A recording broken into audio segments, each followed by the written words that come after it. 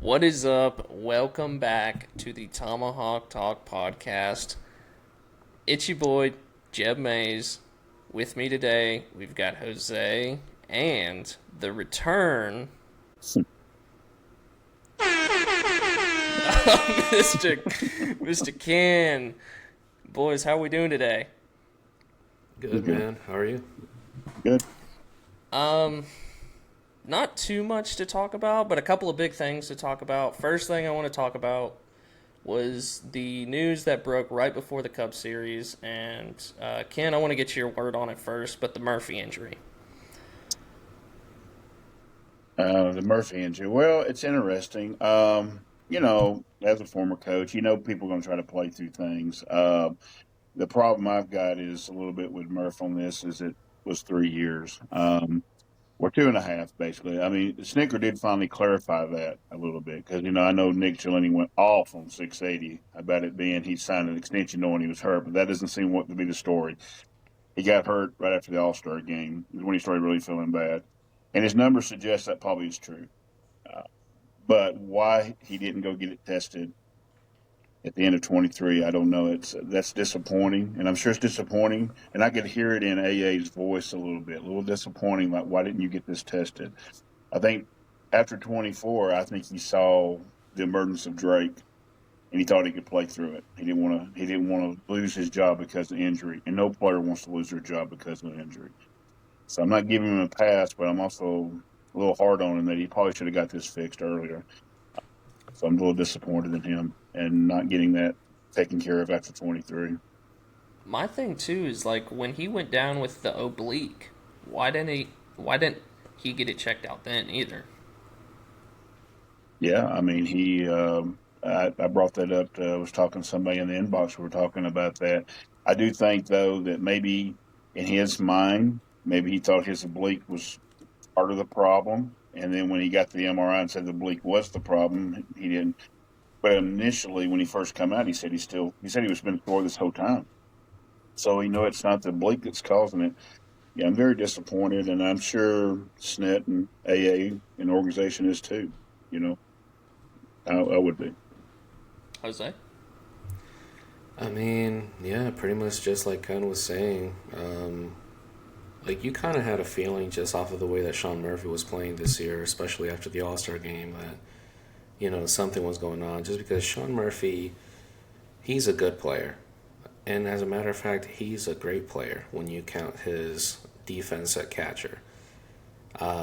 His offensive production, the way that it kind of dropped off, you kind of had a feeling that something was going on. So, from one hand, it's kind of a relief to see, like, okay, so this is what's going on, and this is why maybe his production kind of fell off.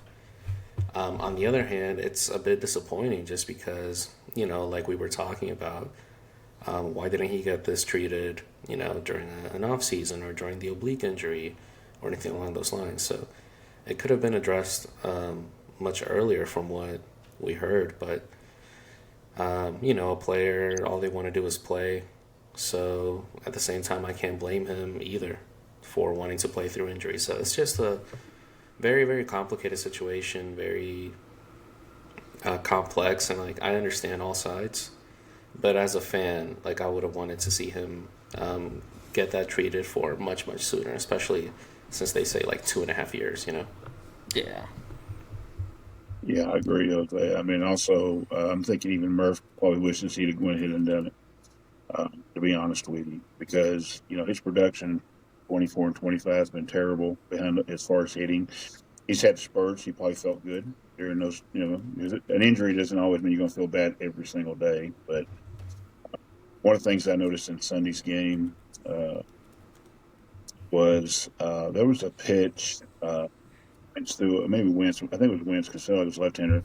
Threw a fastball that he had a pass ball on. If you remember early in the game, and that never happens with Sean. And that was probably where he said, "I'm really," because now your defense is going to go away too. And I Yeah. feel bad for him because it's the old Wally Pipp story with Lou Gehrig. I mean, you can see your replacement right there, and I'm sure he's wanting to play to keep keep playing and I know his retrospect. I'm sure he's even saying I should have went and got this thing checked out in 23 off season, and maybe none of this would have happened. So I feel bad for him. To be honest with you. Absolutely. It's kind of like I said with Grant. I mean, and kind of like I touched on earlier, and kind of like what we've all said too. I wish he would have dealt with it with the oblique because I believe he was out 2 months.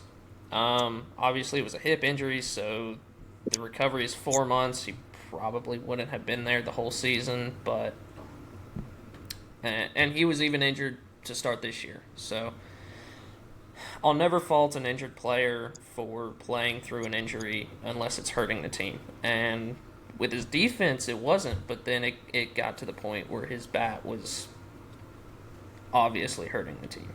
Yeah, yeah.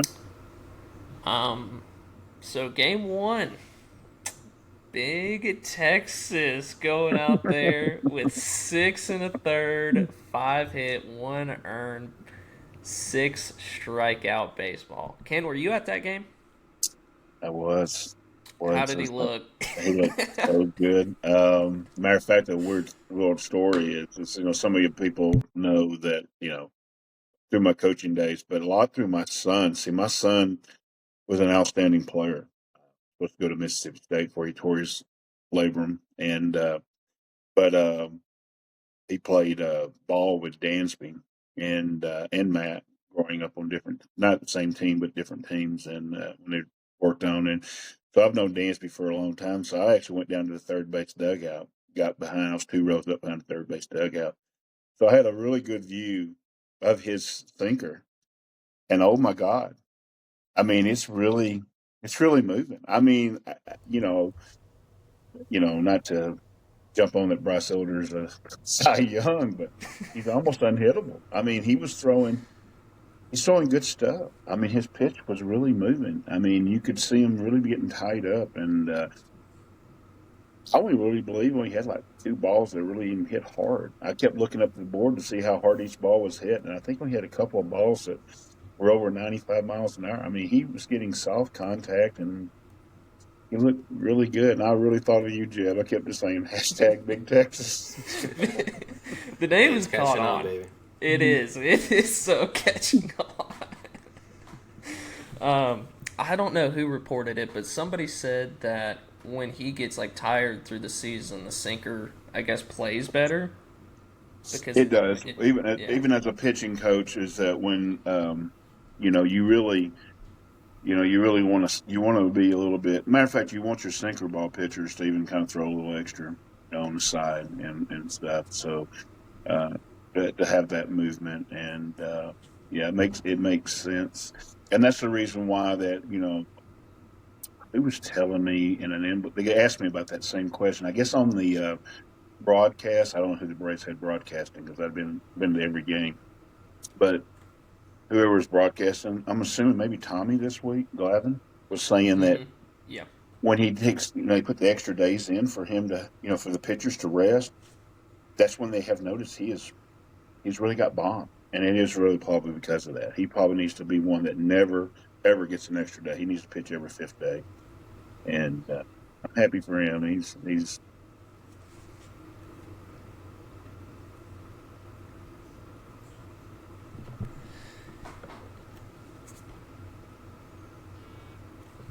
Yeah, he. I mean, the nickname's catching on. Everybody seems to be calling him that now. But no, I mean, it's. I agree. I think I heard when Glavin said that, and I think that was one of the reasons why they pushed Strider back a day was because of that day of rest. Yeah, I'm yeah. pretty And I sure they was said thinking, that during the broadcast. is that okay? It was Glavin. That's what I was just trying to think. I said I didn't hear, but I would think you also run into the same thing with Waldrop. I think Waldrop needs to. He's probably another pitcher, and that's the reason why, even though he's thrown a lot of minor league innings, somebody had said something about his last start. He's a little off. He's a little off. You could tell with his control, but maybe he's getting tired. That wouldn't be what affecting it. It's just probably arm angle coming out of the stretch, and or the windup, and because he should be another pitcher that should pitch well every fifth day. He should be able to pitch with his stuff too, with a sinker and a cutter. I just want to talk because we haven't really been able to speak on a lot of stuff here recently since we're just getting back. I want to talk about Waldrop for a second because this dude was basically old Yellard at the beginning of spring training. I mean, it was like the second day, and they said, "Pack your bags, kid." Like, and then he just comes and takes an opportunity in relief. I got the call at 4 a.m. and has absolutely just set the world on fire. I mean, props to him. He has been doing a really damn good job. Yeah, really happy for Waldrop, man. Yeah, he's the thing is you gotta give Murphy credit there too a little bit, Yep. and Yep. he said that why don't you throw your sinker more, and the two seam, and he's done that. So yeah, I think I'm excited. I'm excited for him, and somebody was telling me. Who was telling me that they had heard that he would probably go back to AAA next year? I said, "There's no way that kid's going back to AAA." I I don't know would who. agree. It said one of the talking heads. We're not trying to put down another podcast. They're trying to work hard like everybody is, but there's nothing about his pitching that makes you think he's going to go back to AAA. Now he could come out in the spring and bomb, and they may put him back. There's nothing about this down the stretch that says that kid's not going to be in the rotation next year. He should be there. I mean, unless he lays an egg the whole Yeah. rest of the year, but I don't really take spring training stats per se into account because pitchers especially are working on different things. They're going like Strider, for instance. He could have a 17 ERA because he's like, I'm just going to work on this curveball this start and throw it 40% of the time. But yeah, I see no reason why Waldrop should not be in the rotation next year, especially with a bunch of the injuries that could be lingering still into next year. Yeah, the only thing I'm talking about with spring training is he gets down there and all of a sudden his control's way off. Yeah. And he just can't throw strikes. And yeah, the stats don't matter in spring training, but if he gets down there and all of a sudden don't have a feel for the cup or, whatever. So, if he goes down there and just breathes right and throws right, he's going to be in the rotation. I don't see, any other way, Yeah, after the stuff that Harrison Waldrop has done, especially now to end the season, like I just don't see a world where he comes back in spring training and goes down to the minors. Like I see him staying in the rotation. So we will see. There are also a few other question marks. Like for example, we still have Reynaldo. He's coming back from injury. Don't know what's going to happen with him. Is he going to be in the bullpen? I've got a funny story. Okay. So one of the I don't want to get in trouble, so I don't even want to say where he works in the stadium, but Jeb knows because I talked. He knows who said that one of the people was talking about his quote about "I want to be a starter," and the word come out of down underneath the stadium of he will go where we tell him to go. Basically, it doesn't really matter where Ronaldo wants to go. But they know he can pitch out of the pen. So that'll be a whole off season. So we'll see with Reynaldo where he ends up because the fact of the matter is that, the good thing with him and Grant both, you do have the flexibility in both of them. And both of them could do something where they could go either one. So if you're able to solidify the bullpen, you put both of them in the rotation. If you solidify the starting rotation, then you can mess around with the bullpen maybe. So, it's a big question mark. And, of course, Grant is a huge question mark. Yep. I'm glad he's throwing, and we'll know more. He won't know more in January. He's right on time schedule. So let's see how his throwing regimen goes. And hopefully we hear good things in off season, and maybe y'all, because I know you're friends with him, you've had him on before, get him on, he can break the news one way or the other. So that if he's healthy and he's going to go for it or he's going to have surgery. And he's, like he said, I know he said in his interview he's going to January. He's probably about right. He can go in January, decide whether he wants to have the surgery or not. And, so I'm wishing him the best. I hope he gets through this. It'll be good. Max Fried did. Max Fried got through it. Remember, he didn't have to have surgery. And look how he's pitching right now. So there is hope for Braves fans. I think one thing too we're not taking into consideration too is say the Braves go out and sign a Framber. Say they go out and also sign a Giolito, and you throw Grant and Reynaldo in the bullpen. Say you bring back Iglesias. Say you still have Pierce, and you still have Dylan Lee, and you still have Joe Jimenez coming back. I mean, your bullpen has basically flipped a switch just like that. And Kenley might have done that already for us too. Kenley has made our Yeah, bullpen better. I was Good just going to pickup bring him by up. yeah.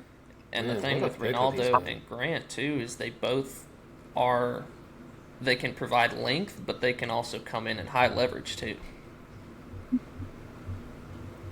What a pickup Kenley has been, man. Huh? He hit hit on that. Everybody wants to give AA. No, not everybody. We got 50-50 on Twitter. Am I right? Everybody thinks AA doesn't do anything wrong. Yeah, and a lot of groups thinks AA can't do anything right. It's really in between. He's human. Boy, he hit on Kenley. He needs to look at the Colorado Rockies pitching staff every year and see which one Him of those pitchers. Right? and Johnson. Yeah. I mean, Well, that's crazy. yeah, You that's mean what I give was you just that? about to. Go ahead. That's what I was just about to say. Like the Braves bringing in Kenley and him just immediately flipping a switch. It kind of reminds me of Pierce Johnson being brought in from the Rockies, and how Pierce was a good pitcher, but once he was brought in to the Braves, like he was just completely different. Like he came in, he was just pitching so much better, and I mean, just look at what he's done this year. So Sorry, I didn't mean to cut you off, Jose. no, you're fine.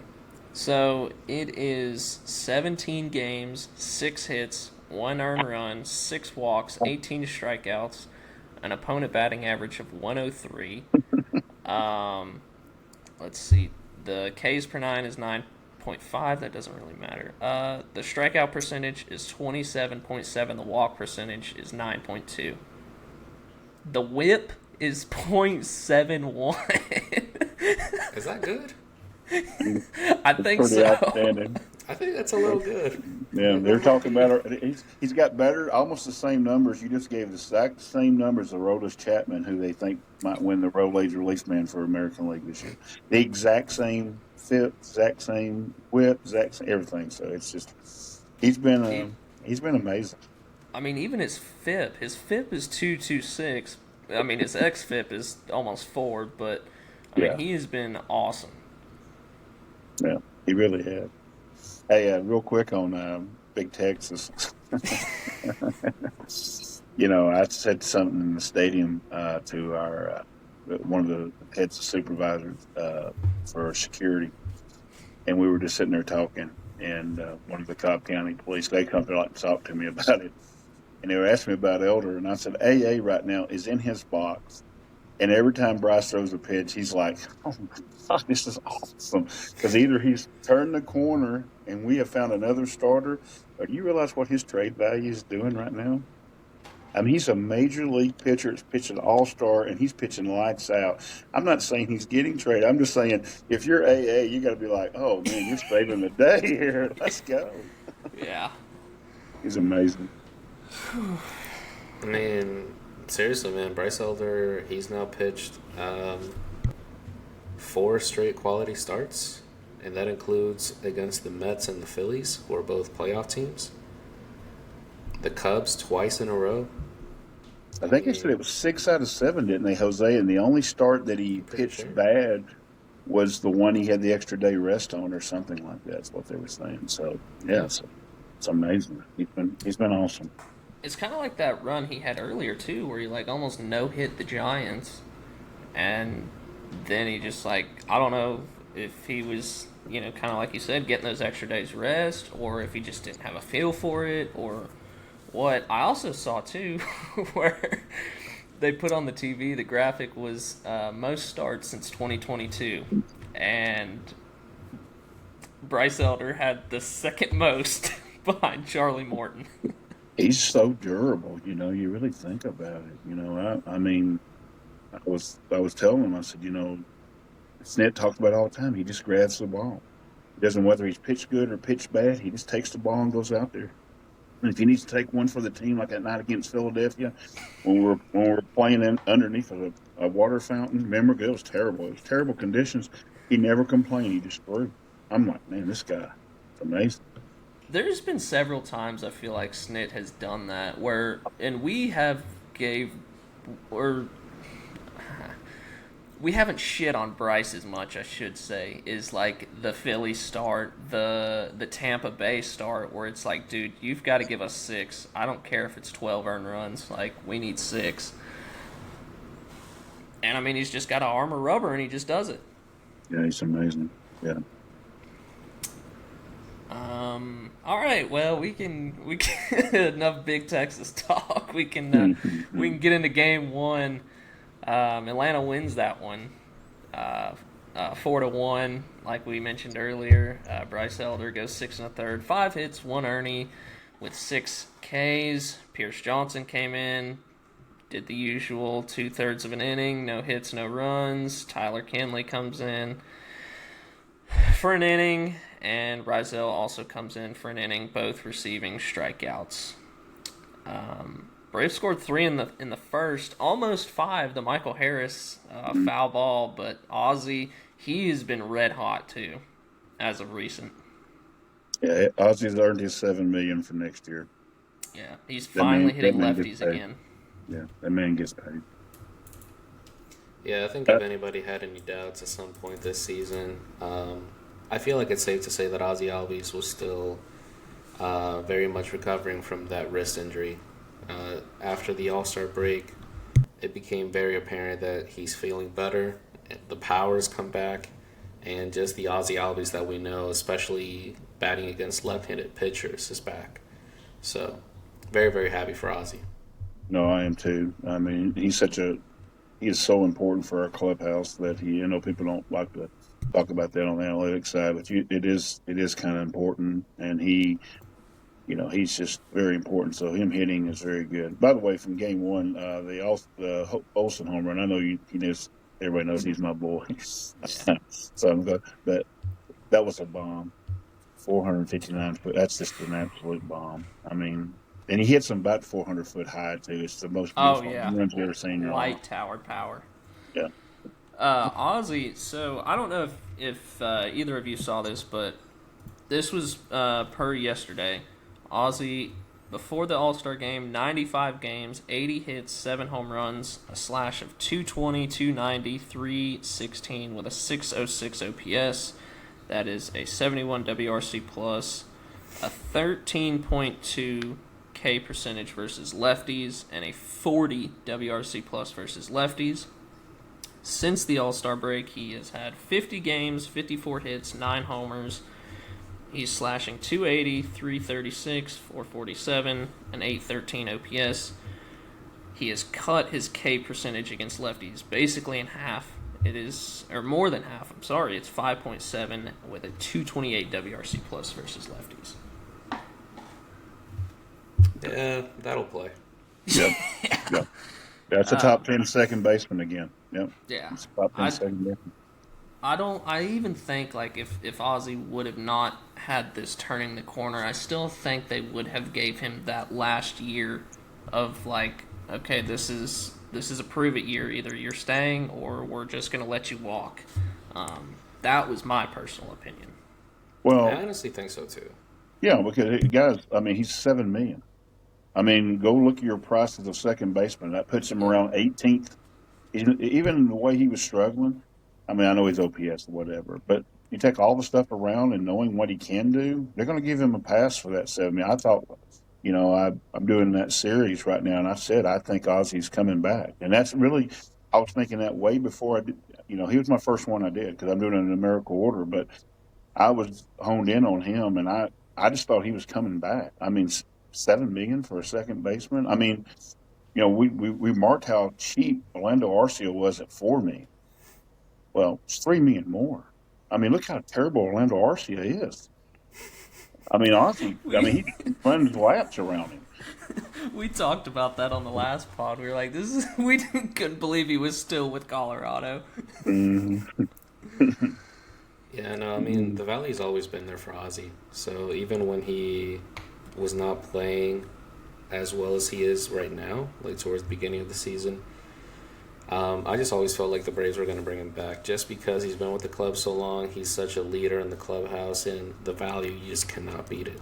So either way, if he didn't pick it up, I thought they would give him another year and just be like, okay, we think you might have had like an injury recovery year, like one more year, let's see what you got. Yeah, I But agree. just the fact that he turned it around after the All-Star break and he's been so good, and it's back to vintage Ozzie, the one that we know the type of player he is. It just makes the decision a no-brainer for the Braves now. So Yeah, I agree.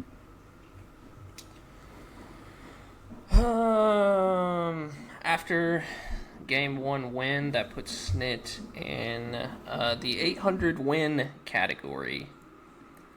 Jose, what were your thoughts on Snit getting to 800 wins? I mean, it's a hell of an achievement. Like, an incredible amount of respect for Snit and everything that he's accomplished for this organization. Like, there's no other way to say it, but when it's all said and done, Brian Snitker is going to go down as one of the greatest managers of all time, definitely in Braves history. So, just an incredible accomplishment for him.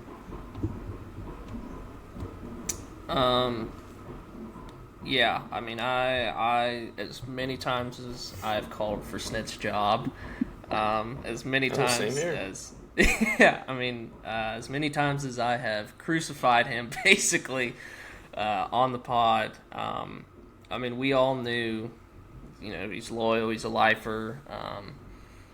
Nothing but respect for him. I mean, he's basically ran the organization about as good as anybody could. I mean, yes, there have been bullpen mishaps and decisions. Yes, there has been lineup construction decisions that were very odd. But through and through, I think that it was an incredible achievement. Yeah, I agree. I mean, it's so coach speak, I know, but I find it always funny that people talk about the bullpen management line. Sure. You ever want to have some fun? Just have some fun. Just one day. Just have fun. Forget about the Braves for a minute. Go get on the Dodgers blog. Go get on the Phillies blog. Go Oh get yeah, on the Milwaukee Brewers blog. All the great and Craig Council Cubs, and you'll hear their fans going like, "This guy can't handle a bullpen, and what's he doing with this lineup?" Because and look, that's what the fun part of baseball is. Everybody can get in there and whatever. But I remind everybody on his 800 wins, he took over a team to get to this 800 wins in 2017. That was the worst team in the National League, and he got to 800 wins. Dave Roberts is the only guy who has more wins in that time. And Dave Roberts took over the Dodgers, who were a playoff team. Think about that. Now, you tell me, and I think Pip is one of the best managers in baseball, but who really did the better job of the two? And oh it was yeah. Snitker. And Brian deserves all the credit for that because I mean, that could have went south quick. Mm-hmm. Could have went south. He might only have managed. He might even go and got hit one interim manager in year end. I'm glad Freddie went to bat for him. But just think of the next year if they just would have finished around 500. They probably would have went ahead and fired him then. I mean, he took this job. One of the things I know we're going to get into it later, but yes, he has earned that right because he took this job and went with it. He took it by the horns because he could have been fired after that first year, and to have 800 wins is just it blows my mind. It blows my mind. Yeah, absolutely. And I was talking with Jordan about it. I was talking with him, and I definitely think that the one manager of the year is just a disservice. I mean, you could argue he could have gotten it last year, Yeah. but I think in 21 he definitely should have gotten it, and you can make an argument for 23. Kind of. I mean, when your offense is just going up there and averaging 6 runs a game, you know, it's kind of whatever. But in 2019 too. I mean, 2019 people often forget too. The Braves won 97 games and they started off terrible, you know. But congratulations to Snit. I mean, that's an awesome achievement, and as much as we may question some decisions, we still really appreciate it. One of the things that Domino said about him, I think, is true. He makes what his strength is probably his adjustments. You've seen that where the teams got off to a slow start and they get hot, and he will make adjustments. Now, we don't always agree with adjustments, but he's always looking to find a way. Even we just saw it in this past week with the whole. Let me put Ronnie down in the 6 and 7 and see if it gets him going. We'll bring him back up to 3. I don't necessarily believe. Very few of us agree with that, but the thing is, what it shows you is he's always trying to he's not stubborn. He really wants to win. You heard in Sel's speech last night. There's nobody that wants to win more for the Braves than Brian Snitker. It's in his blood. That doesn't mean he makes the right decisions, but that's the reason why he got to 800 wins, because he did make adjustment. You know, he probably didn't know what the word analytics meant when he took over. Oh gosh. All right, game 2. Personally, I thought Strider pitched pretty well. Pitched pretty well. He went 6. He gave up 6 hits. I'm sorry, 2 earned runs. 3 walks, but he did strike out 8. So there's the swing and miss that we've been kind of missing from Strider here recently. Dylan Lee comes in. He pitches an inning, gets a strikeout, and then Alexis Diaz, the Braves' recent bargain bin pickup, whatever you want to call it. I'll say how I put it in my notes app. He absolutely shit down his leg. He pitched 2/3 of an inning. He gave up 3 earned, 3 walks, only striking out 1, and I believe didn't he balk in a run or something too? He hit a batter. Or he hit the guy. He hit the batter. It was one of those where it was so close, and then the floodgates just opened, and game was pretty much over after that. Yeah, in that game, like you were saying, Spencer Strider did his job. 6 innings, 2 earned runs. He walked 3, but he struck out 8. It seemed like a vintage Spencer Strider start from the Strider that we know at the level that he can pitch. So he gave the Braves a chance to win. He really did. And credit where credit's due. Cade Horton is a great pitcher, and he pitched against the Braves very, very well. Then the bullpen came in, and they shut it down the rest of the way. Kittredge came in, Thielbar, and then Brown. So. Oh, I thought you were talking about our bullpen. I was like, dude, what are you talking? Well, they shut it down too, but the other way. No, Alexis Diaz came in and made sure that the Cubs got the win, if anything. So. Yeah. I tell you what, that Cubs bullpen might be the best bullpen I've seen this year. They all got big time arms. They all can throw, and they can put them in different areas. That's impressive. That team's going to be tough in the playoffs. The Cubs are. Yeah, man. Even better than the Padres? Did you see what the Padres bullpen did the other night? I did not. No. Yeah. Their problem is, I don't know. Think about the other arms. I think Schilt's got a tough time deciding on order. He's mixing and matching. It's almost like he got too much. But when you got guys named Kittredge, Brown, Thielbar looked gross. You can go out there, and none of them think they're bigger than the moment. But what I see with the Padres guys, they all want to be the guy. And I don't know. Look, Padres have the best talent in the bullpen. But it's going to be interesting. On Strider, real quick, you don't have to question yourself. The best thing about Spencer is he will tell you if he's pitching good or not. Because even in games where we think his numbers look good, you get him in the press conference, and what does he do? That wasn't good. That wasn't good. He knows he got maybe whatever. He told you his reaction. His reaction the whole game, smiling and stuff. Like I said, I didn't get to watch the game on TV with it. My son-in-law was telling me that he was in the thing talking to Craney. They were animated and they were excited.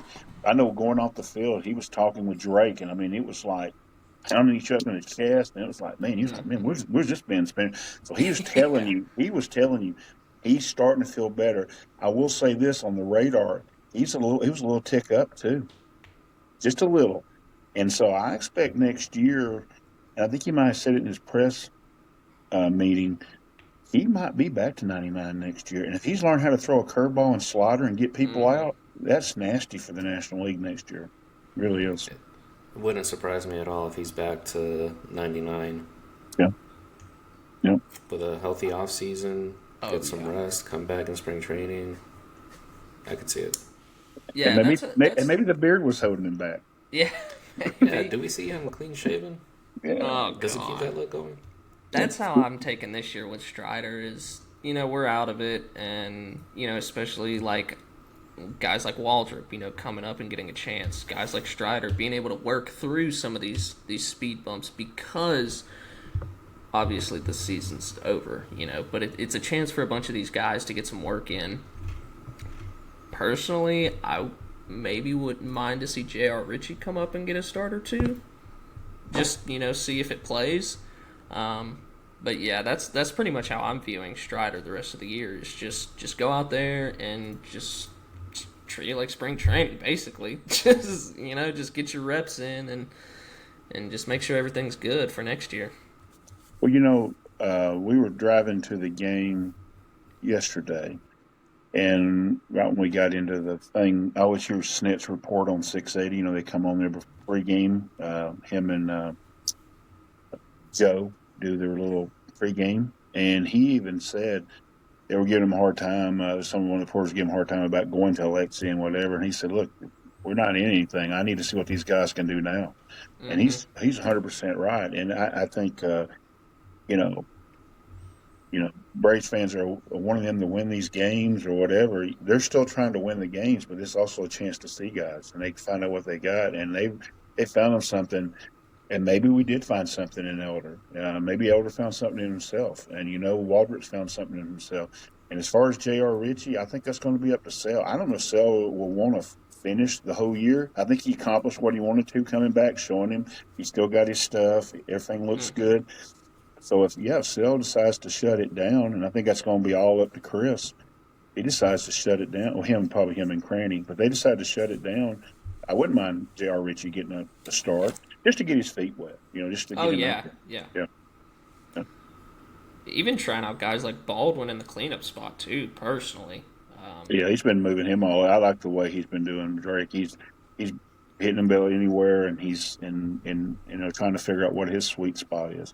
Because when well everybody the gets back, you got to kind of know that because Riley's coming back.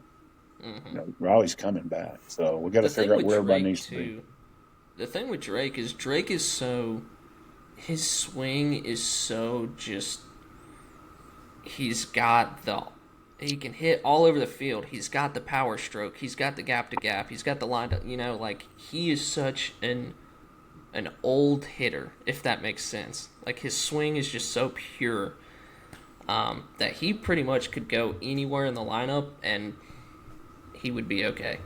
Personally, Yeah, I agree. Probably the 5-0. yeah, I was gonna That's say where McCann hit. Everybody knows he minds everybody McCann. McCann felt that's comfortable in the 5-0, so probably the 5-0. that's where I was gonna say 6, but yeah, somewhere kind of down there in the 5-6 hole, I think would Yeah, be perfect. yeah. Um, Another Game thing that was 3. nice to see about Game 2 Oh, was Ronald Acuna got 2 hits, and they were yes. both very hard hit, Thank you over for 100 bringing miles an that hour. up. And the other thing too is his excitement was back in the game too. When he was on third, and there was a Hmm. baby got knocked, and you could see how excited he was. I mean, Ronnie plays the game better when he's exciting. So You know, you know, and that's the best part about having, uh, the worst parts were losing, but the best part is to get through some of this stuff. Can you imagine how bad? Because Ronnie gets down on himself hard, and if this would have been during a pennant race and Ronnie would have had this struggle, we might not have been able to pull him back out. I mean, I've seen great players. It really hurt them, but this way he can just get himself back to where he wants to go. And yeah, he crushed a couple of his balls. He was something else. Um, Thanks for bringing that up, Jose. I completely yeah, forgot. yeah. I got you. Yeah. Ronald, man, all he wants to do is play and play well. Like, he just loves being on the field, so you can see the positive energy coming out of him when he's playing well. And just to see that excitement and that joy on him when he got those 2 hits, it was just great to see. So, like you were saying, like, if it was going to happen, at least it's happening in a season that's basically already over. Ronald can work out his swing and assess what's going on before the next season starts next year. So, If I may, I know me and Ken talked about this a lot. That's one thing where I don't agree with Snit moving Ronald from the 7 back up to the 3, or even moving him out of the leadoff spot. Even if Ronald was in the 2 for 22 or 0 for 17 or something like that. It was worse. It was 0 for Uh, 20. It was 0 for 27 before you finally got 0 short. for 27. Yeah, I feel like it's one of those things where it's like the leadoff spot has been Ronald's, and I personally think of Profar as your prototypical 2 guy. So that's what I would have liked to see. Obviously, nobody gives a shit what I think, but that's just me personally. Here's the thing. I hear this all the time, and this is the old coach, and y'all can scream at me all you want to. If where I hit you in the lineup is the only way you're going to hit, we got a problem with you anyhow. Because now you're putting yourself over the team. And from what I hear, and you may know who that is, Jeff, it's a way to find out because Ronnie's skill set says 3-hole hitter. His skill set says 3-hole hitter. We're losing guys. We're not making the playoffs, guys. Why don't we just see if he can get through his mental break and hit in the 3-hole where his skill set says he should hit? Yeah. That we're not losing anything. But I even tweeted at one of the guys, that Matt Olson burner. You're really losing sleep over this. This is not that big of a deal. Hey. Just let him see all. If Alex said we're going to prepare for 26 on August 1st, correct? Is that what he said? 26 starts now, correct? Yep. Well, we got how many games is that? We get 60 games extra a play till we can find out what we got. You know, we have a guy who got suspended for 80 games, and we saw him when he first got there. Now, this is a tangent for me. He got there. We're not winning, okay? We all agree on that. We're not making the playoffs. And we got a guy who got suspended for 80 games, and it affected him mentally. He ducked his head. It embarrassed him. But you can tell his swing adjustments have made a difference. Do we not want to get him as many at-bats as possible? See, bat him in the leadoff and let him just get as many bats as possible to get ready for 20. We're preparing for 26, guys. Where Ronnie hits is not that big of a deal. But if we're going to find if he can bat in the 3-hole or the 2-hole, you might even see that eventually. You may move him up to and let Matt bat 3rd or bat 4th or whatever, But it's a good chance to move people around and see where they hit at. Michael Harris should be a higher order hit, but he won't. He don't have good ball strike recognition, so you have to bat him low. The one thing that Bray's Twitter gets right, he probably should just bat 9. Just put him in the 9-hole and be done with it. Yeah. But I just a little tangent there. I understand what you're saying. I 100% believe it, but I believe it's just like get Profar at bats and let's see what Ronnie looks like in the 3-hole. Because I'm telling you, as a coach, there ain't one of those managers out there wouldn't say, "I'm gonna bat him in the 3-hole." I wonder what it looked like in his 3-hole with his power. The ball jumps off his bat over 100 miles an hour every time. He's going to hit me a sac fly.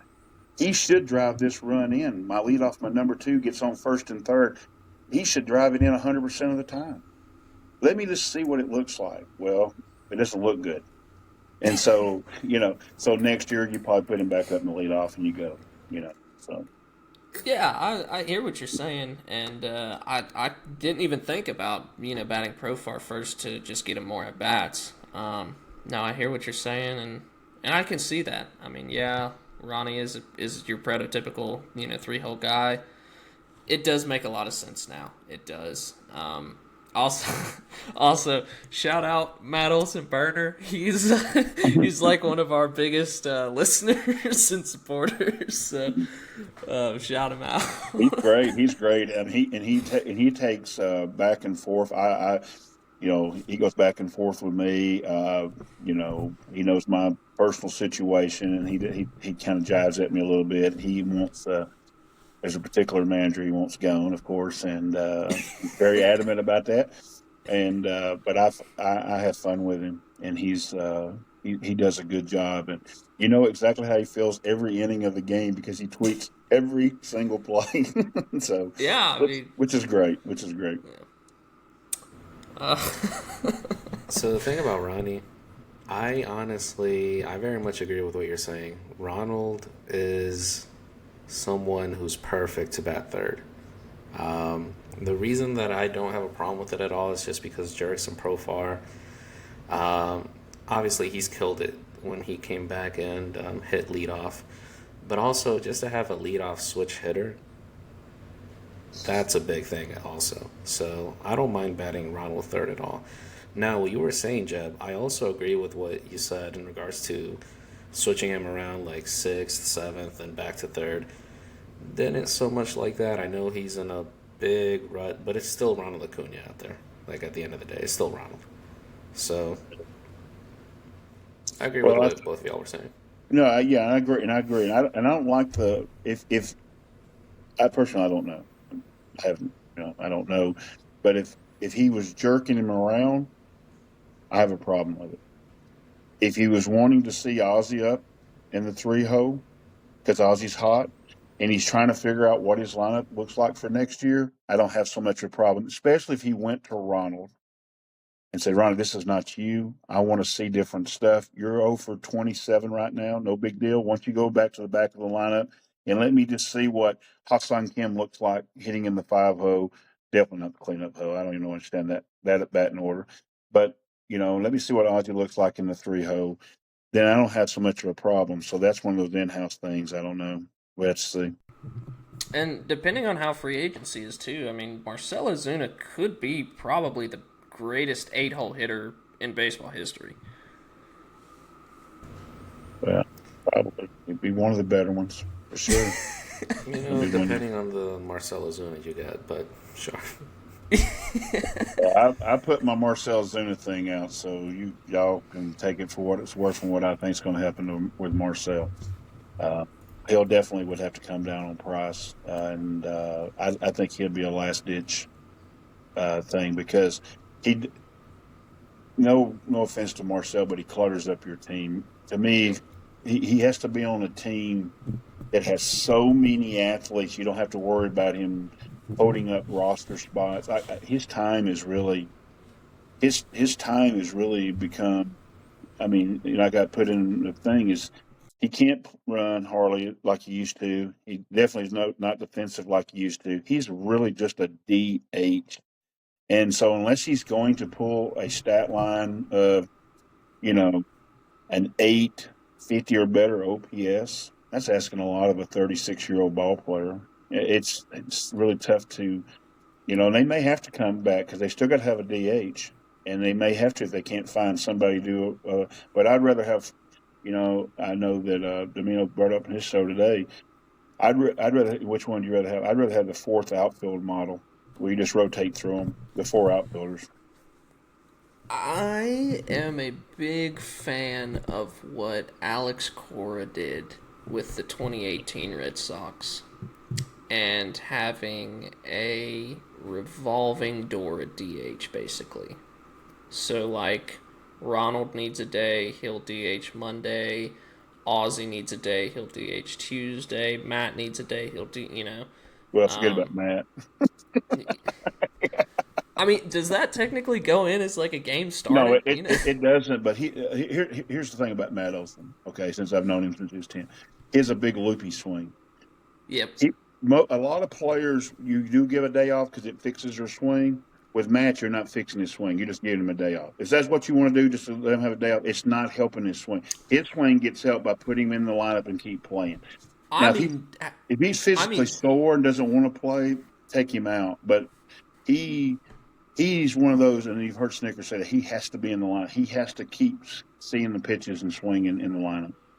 I And mean, have the DH open, like have no yeah, you can hit in set there. yeah, Yeah. and just have Riley take at bats, Baldwin, all the guys, and just have your super utility guy. I guess that would be Nacho, or No, guys, can't be Nacho. I mean, I don't know. It's just an idea. I've been kind If of that kid, asking. if that kid's name was Frederick Alvarez, y'all wouldn't be as excited about Nacho. Yeah, You would not be. He's got 630 OPS. yeah. He doesn't drive the ball with pop. If his name was John Smith, y'all be doing him like y'all did Alex Verdugo. What is he doing in the lineup? But he's Oh, 22. You got to still give him hope. He might yeah. get more power or something like that. No, I put in the piece that most thing, and I don't know if they can even pull it off. Is go get Byron Buxton. Or knows how to be a DH. He's your perfect guy. Ronnie needs to DH today. You just put him in right field. I've heard. Profar wants to DH. You go put him in left field. Give Michael a day. And people don't understand. Michael's taking a beating out there too, diving Oh for those yeah. balls. Give him a day Oh off. yeah. Let Buxton play center. You know, if Matt needs a day off, let Matt DH. Go put Buxton in left field and let Profar play first base. You see what I'm saying? I mean, you could just smooth. Buxton fixes the Braves totally. Now, the problem is, the Twins probably know that, and they're probably going to jack the price up on him. But and this thing about Buxton won't traded for the Twins. I can tell you right now. Yeah, I tell you right now. Ask all the other Georgia boys about coming here. Ask all the other Georgia boys about coming to the Braves. Everybody needs to kill that on Braves Twitter. Stop that. If they go to Buxton and say, we just got a trade in place, but you got to approve it. Where am I going? Atlanta. He couldn't sign it quick enough. He could not sign it quick enough. And put his apology in the Minneapolis North Star Tribune about how he loved playing in Minneapolis. And he'll always believe that, come on, give me a break. He'd be wanting to come home quicker and I'll get out. You want to play for the Twins? You want to play for the Braves? I would give anything if AA just pushed the chips in and just said Buxton and Lopez. How about this one? How about go for your stars and go Buxton and Ryan? See, I was gonna say that, I mean, you have to really but go for it, but wouldn't that be a trade? I Well, we're think just going to play Ryan's fantasy baseball here. That's what we're going to do in the off season anyhow. Might as well go for it. yeah, I mean, you probably have to trade a lot. The Elder would have to probably be in the trade because they need an everyday yeah, pitcher to pitch in major leagues. He'd probably go, but you'd probably throw AJ Smith Shawver, probably J.R. Richie, Ritchie. yeah, Yeah, you'd probably have to throw in, you know, you probably have some of those young hit. Maybe Gill. Maybe Gill would be the hmm young fence position player. probably some of the guys that just drafted too, like a Ladisi or a Miller, They're not and trading. They're not trading. They're not trading Lodi's. I can tell you right now. I don't think oh so. yeah, I don't think. So. I'll tell you who they may trade in that. This is going to get Greg all excited. Nobody knows who that is, but you do. Murphy. Twins would need a it, catcher to get their young pitching yes, staff up. That could be a trade. No, I know I'm going to. Oh, Jordan's going to kill me on that. And I'm not trying to trade Murphy. I'm just thinking pie in the sky. Go get Buxton or Ryan. I mean, I want your well, I don't know what you're allowed to say and what you're not allowed to say, but I want your input on my thinking, I guess you could say. Remember when it came out that AA traded Kyle Wright because of him hiding an injury for 2 years? oh, it come across my mind. That's what I was thinking. It come across my mind that people are saying that this means Murphy won't get traded, and I kind of wonder, I don't know if this means Murphy will get traded. I don't know, and I hate to put that out there because I was saying Yeah, this, me too. I was saying this. the hot button topic on Braves Twitter is Sean Murphy. You bring up his name, and both sides are too extreme. They go crazy over him. He's not as bad as some of the people the people hate him, and he's not as great as the people that they want him traded. He's a really good top 10 catcher in the league. That's what he is. I He's really good. I mean, when you start going down the roster of these catchers, and you start realizing that every one of those teams would swap. I mean, right now you got teams in pennant races that would swap. You don't tell me the Mets would love to have a healthy Sean Murphy calling that pitching staff, that young pitching staff, and hitting those bombs in the 7-8-0 hitter. Come Now, on. hold on now. I think seeing Sean Murphy with the Mets would make me throw up. Let's Oh, it back makes up me on throw just up. a second. I'm just saying, Jose, is just that, all these teams, the Yankees would love to have Sean Murphy right now. oh yeah, These teams would Padres. love these teams would love Houston Astros. I mean, they've got a young catcher, but to have that veteran catcher that can handle stuff. I guarantee you this: Frambo's not going to do what he did in that ball Oh game. no, Not to no, Murph. nope. Not to Murph. You know. One thing too, I was talking to somebody about it too. If the Braves did decide to trade Murphy, depending on the price, who is a guy I would definitely love to give a 1 year deal to if they decided to do the catcher split DH. I believe he's a free agent this year, but JT Realmuto. Yeah, it's going to be an interesting contract. Philadelphia's in an interesting situation. They've got three. They've got some contracts coming up, and Schwarber. they're getting to the end of these contracts. These guys are getting older. Wheeler, Nola, Turner, Harper, all are going to get older. That's realize there's a lot of pressure on them to win this year. You can see it the way they're playing. What do they do with JT Realmuto? I mean, I don't know. But here's the deal: JT's going to want three or 4 years. He's going to be his Oh last yeah. contract. He's going to want Oh 3 yeah. to 4 years. So that's just pie in the sky. It'd probably have to be more a guy like I don't know, somebody like Nick Fortes or somebody like that that's used to being a backup catcher that can handle a staff or something like Sandy that. Leone, Sandy Martin Leon. Maldonado. Yeah, just somebody like that.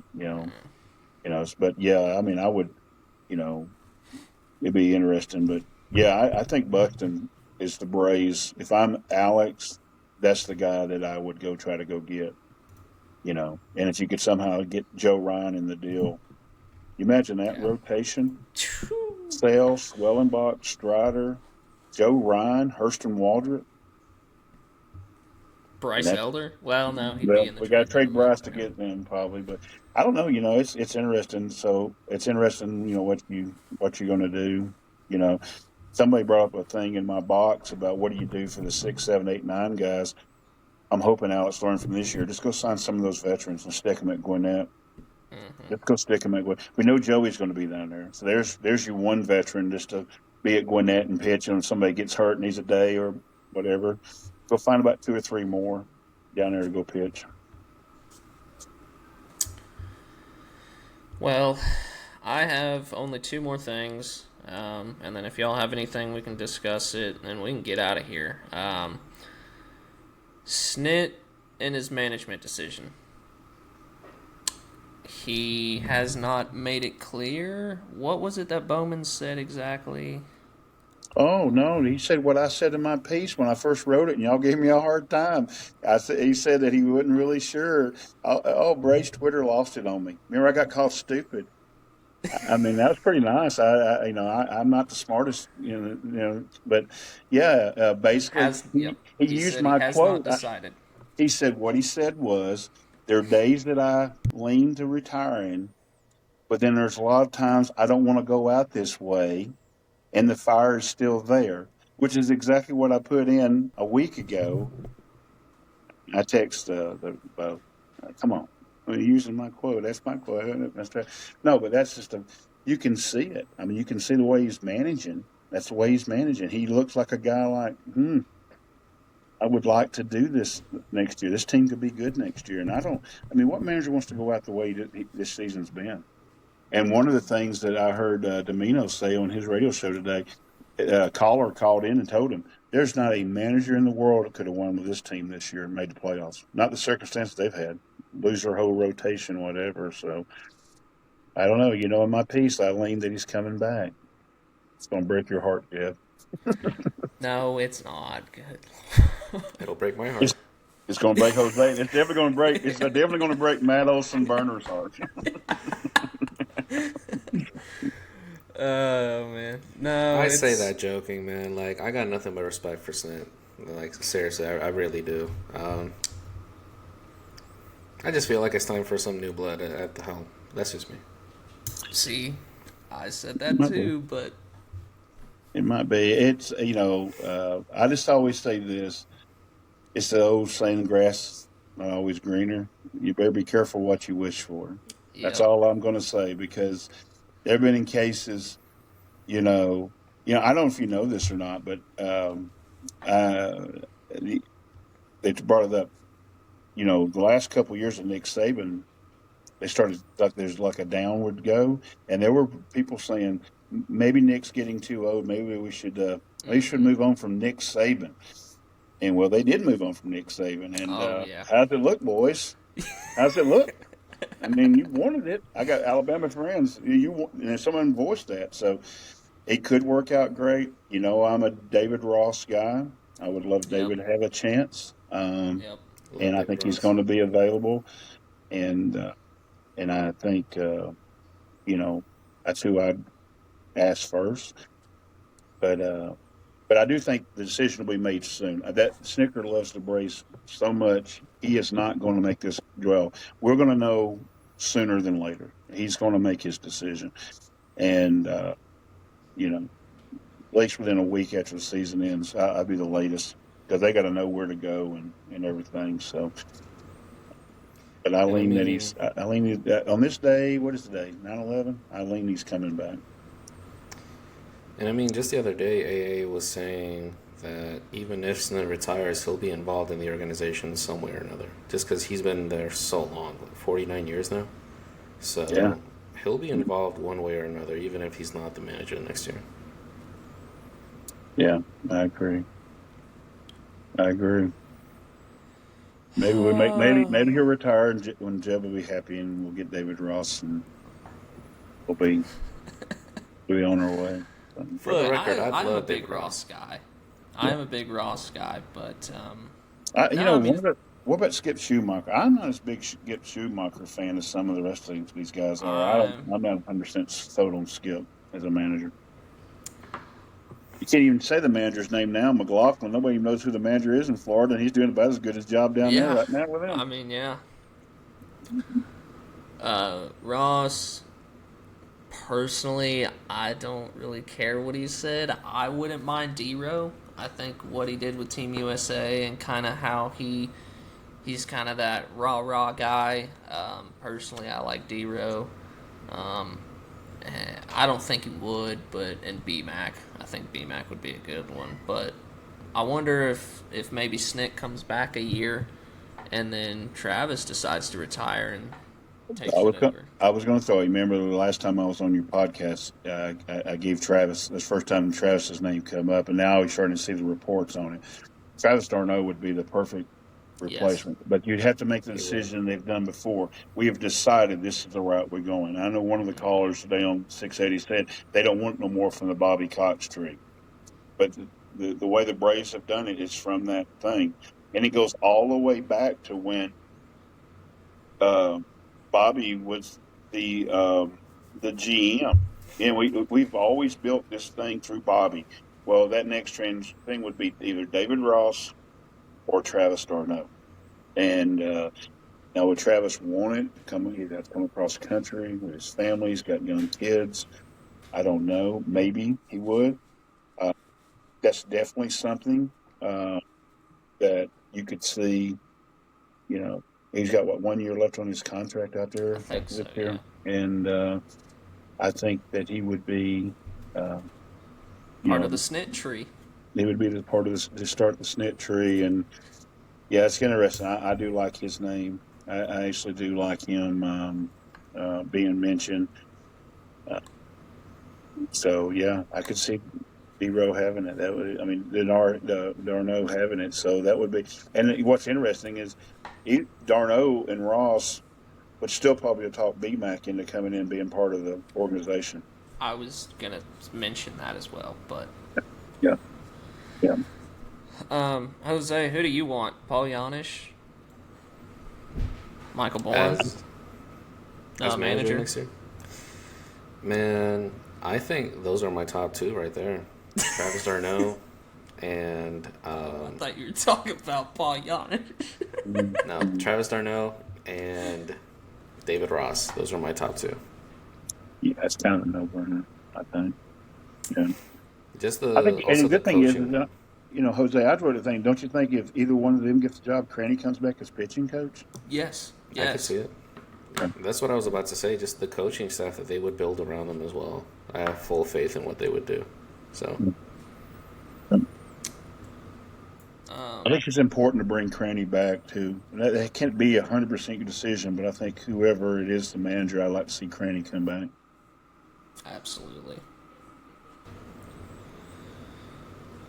All right. Last thing I have, per Jared Kelnick's best friend, Dylan Golfs on Twitter. I have not seen anything from Gwinnett that, like, per his best friend who broke the news, I guess. Jared Kelnick's out for the rest of the year. Okay. is that health related or is that more? I believe he was sliding. I guess it was head first, and he was cleated on his middle knuckle last night and had to get stitches. He didn't damage any tendons, which is a blessing. Well, Speed recovery for JK. If you want my honest opinion, I think he gets non-tendered, and I mean that respectfully. he's not playing. I don't think he's playing in Atlanta again.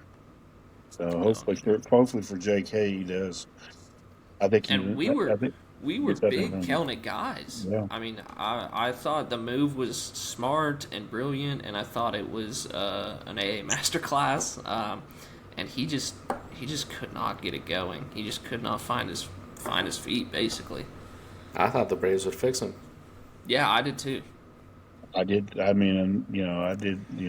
People said somebody asked me one of the things is like, you think you don't miss? I'm like, dude, I miss a lot. I missed on Jared Kelnick. That's what guy I gave him. I saw Kelnick last year. I happened to be in Chicago when the Mariners were there, and he hit the ball off the top of the scoreboard in center field.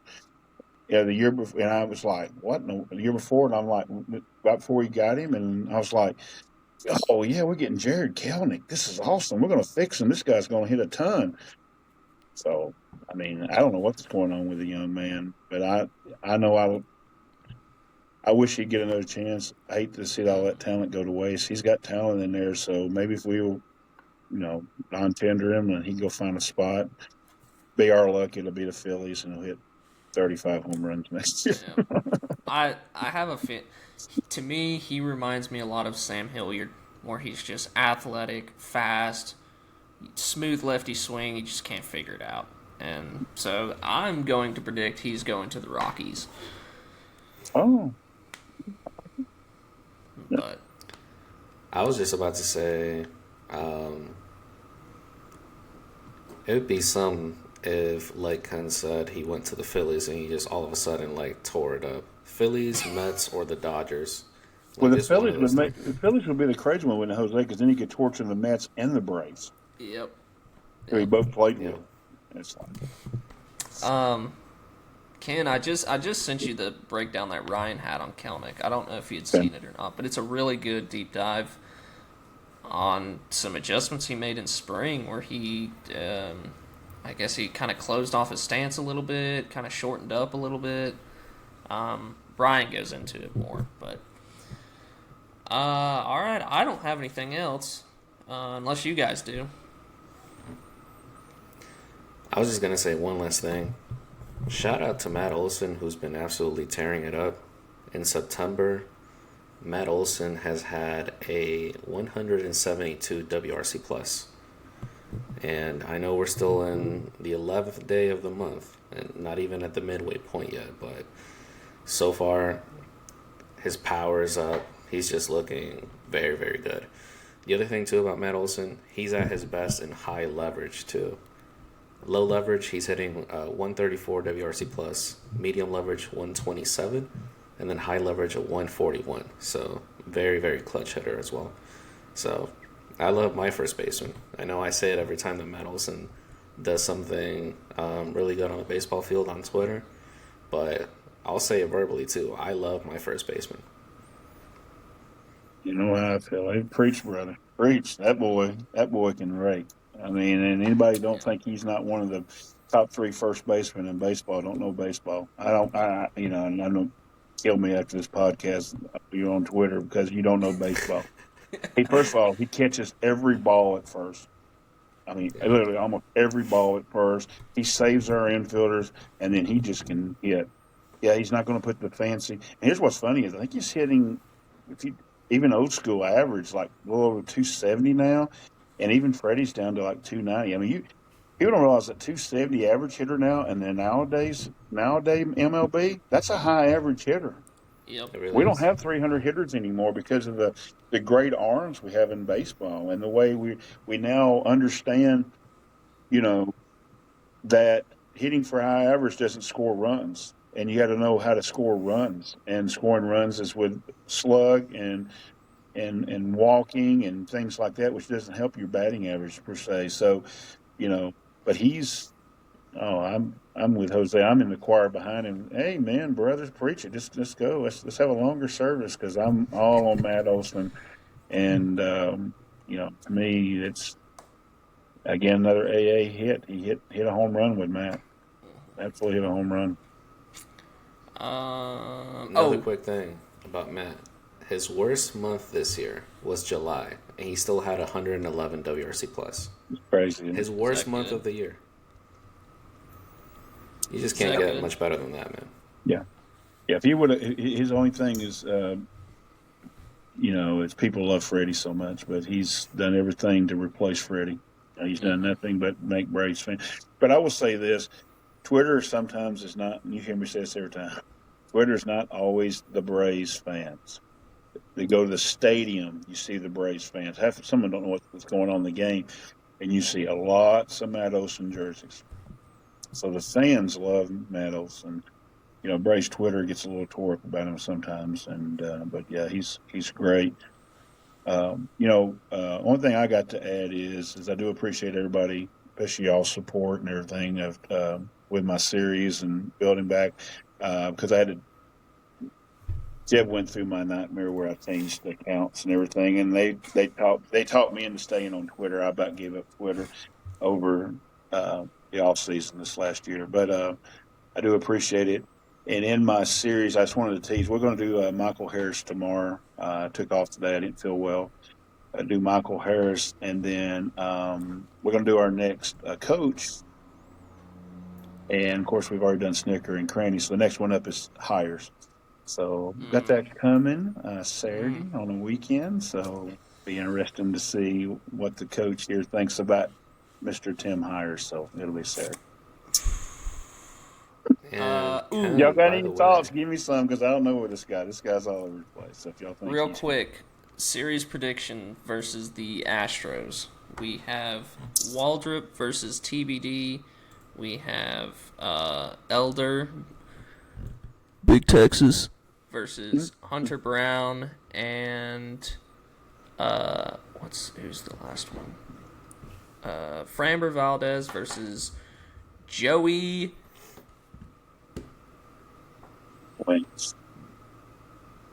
Wentz. Yeah, I was trying to think of something funny. Well, I think it's going to be like the previous 4 series we just played. We're going to win 1 and lose 2. Hunter Brown's been killing it the whole Hunter year. Brown is, I have him on my fantasy team, and I call it winning day. Winning day. Hunter Brown, winning day. Yeah, Jose. I played Jose in the first round of the playoffs in fantasy. I had Paul Skeens, Nathan Eovaldi, and Hunter Brown to start the season. Jose, I'm pretty sure, picked up or no, I had Hunter Green. I'm sorry. I'm pretty sure Jose picked up Hunter Brown, and he also has Freed and Crochet. And who's the other one? I have Framber Valdez. I have Clayton And Kershaw. Who's that guy from the Orioles who's actually been killing it? Trevor Rogers. Oh, Ranger Suarez as well. He's loaded. Yeah. I got absolutely shelled in the first round. Yeah. I call mine. We go a little bit longer, sir. They're in their first round right now, but I had the best record in the league, so I got to buy. But I call my Hunter Brown Day winning day because also, you know who else pitches on Hunter Brown Day? Tariq Skubal. Yeah. So it's winning day in my league on that day. I'm sorry. What did you guys say for the series? I say 1-2. I say we win Friday and lose Saturday, Sunday. That sounds about right. Yeah. I say we go 2-1. I say Hurston Waldrop absolutely shoves, and I say that Big Texas absolutely puts a boot in the Astros' ass. Let's And go. So I'm saying 2. I'm saying 2-1. I tell you what, how about a great Saturday for me? I played at Georgia Tech. We got Clemson Saturday. If I could beat Clemson and see Big Texas shove a boot up the Astros' ass, best Saturday of the year right there. Let's go. All right. We'll catch you on the next one. Landed right on the shoulder. Hawk tour. Let's do it again.